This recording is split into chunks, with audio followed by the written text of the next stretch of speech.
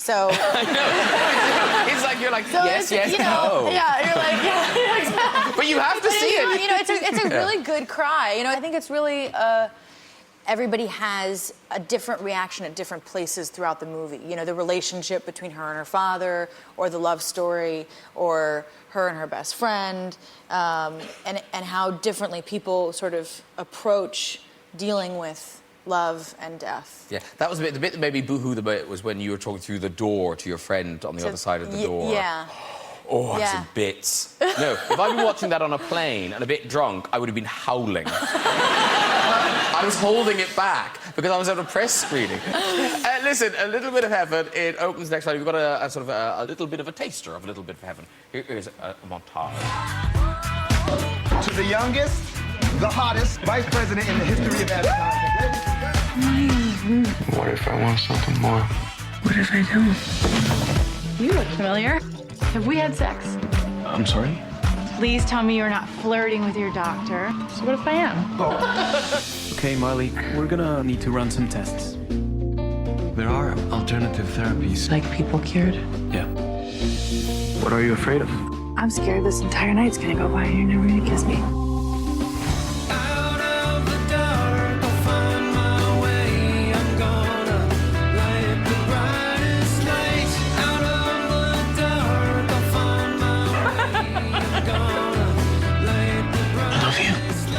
You really are the biggest dork I've ever slept with. But it's a far better compliment if you leave dork out of that sentence. You are the biggest I have ever slept with. And we liked it.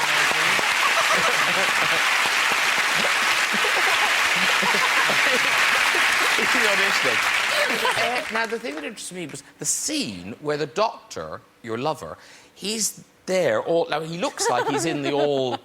Now, your eye line is very good. You are being a lady. You're trying to look him in the eye. I was, yeah. Now, is there some sort of strange device there? He went totally naked. No way. Yeah. Yeah. When you're doing a love scene, usually they'll put on a little sock. Nice. But if you go in the nude, you just kind of get comfortable with each other and get to know each other for a couple weeks and say, all right. Oh, my God, I'll just, you know what? I've always wanted to meet a movie star, and I've always wanted to ask a movie star one question and one question only. Make it a good one. You see, like, sometimes when they do love scenes, do they do them for real? Sometimes. Sometimes. They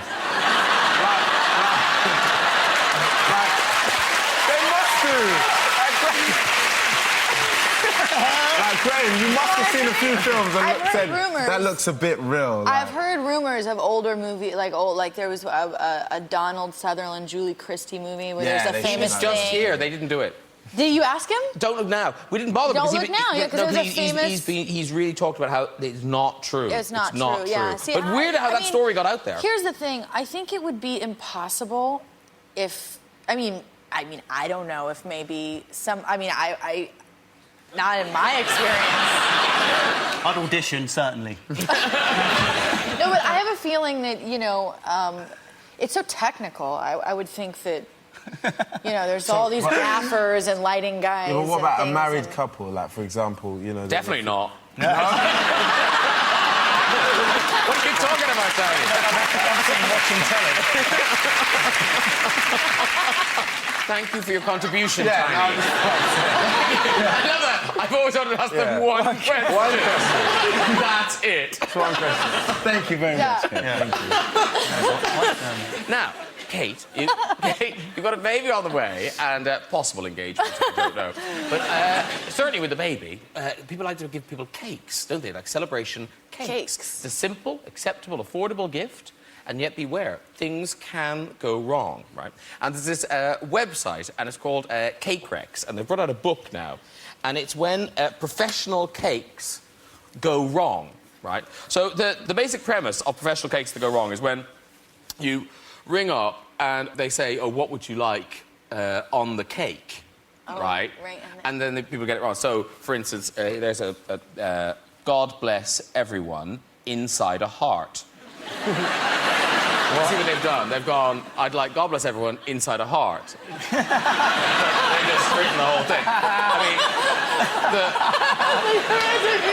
The best. It took me a second. I was like, Yeah, this is the best example of it. So, That what is would you really- like? that What would is you like? really funny. What would you like written on the cake? Oh, nothing. Giving that to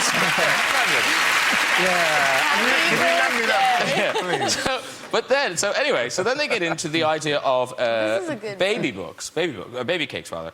So this is again the same idea where someone's rung up and said, "We'd like welcome baby in pink," and that's what they got. But then sometimes it's the idea of baby cakes. People try to get a bit clever. So, This is really this, it's beautifully made, and yet there's something just a bit wrong about that. It's just like... It looks like the baby's just fallen in the cake. It's just... That is... Detached feet. Yeah. And then, by the way, and so well done. Yeah. I mean, the feet look spectacular. and then also, I don't know what the difference in cost is, but never give a new mother half a baby. But don't those thighs look delicious? Look at that one. The half torso. Look at the one over It here. looks like a Tootsie Roll. Look how frightening is that?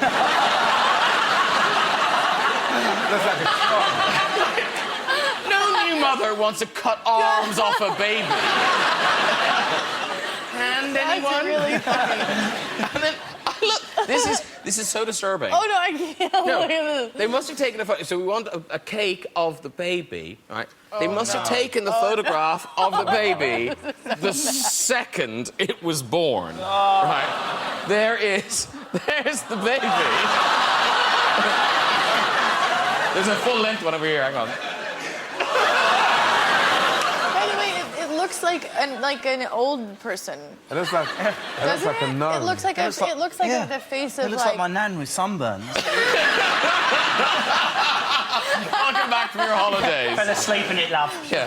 Oh, it was so... And then finally, you kind of think, what could go wrong? It's a baby shower. I want individual carrot cakes for everyone at my baby shower. Right? How wrong does this look? Look at that.